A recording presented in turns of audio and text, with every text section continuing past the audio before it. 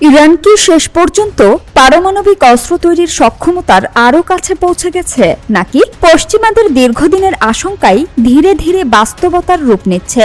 ইরানের পারমাণবিক কর্মসূচি ঘিরে এই প্রশ্ন এখন যেন মধ্যপ্রাচ্যের আকাশে ঝুলে থাকা কালো মেঘের মতো। আন্তর্জাতিক পরমাণু শক্তি সংস্থা IAEA বলছে, ইরানের পারমাণবিক কর্মসূচি ও সমৃদ্ধ ইউরেনিয়ামের মজুদ সম্পর্কে পূর্ণাঙ্গ যাচাই এখনও সম্ভব হয়নি। ফলে তেহরানের প্রকৃত সক্ষমতা নিয়ে তৈরি হয়েছে আরও গভীর রহস্য।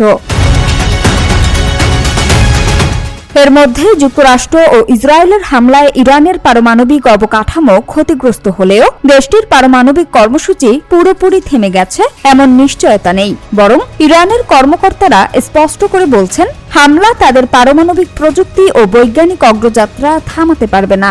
অর্থাৎ আগুনে পুড়ে যাওয়া মাঠ থেকেও যেন নতুন করে মাথা তুলে দাঁড়ানোর বার্তা দিচ্ছে তেহরান।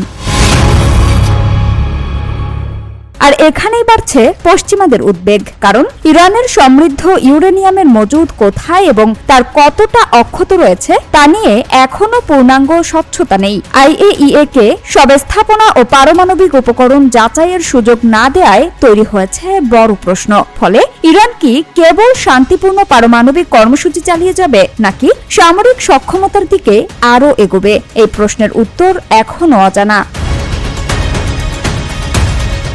তাই ইরান সত্যিই পারমাণবিক অস্ত্র তৈরি করে ফেলেছে এমন দাবি করার সময় এখনো আসেনি। তবে যুদ্ধ, হামলা আর কূটনৈতিক টানাপোড়েনের মাঝেও দেশটির পারমাণবিক কর্মসূচি যে পুরোপুরি নিঃশেষ হয়নি তা নিয়ে নতুন করে আলোচনা শুরু হয়েছে।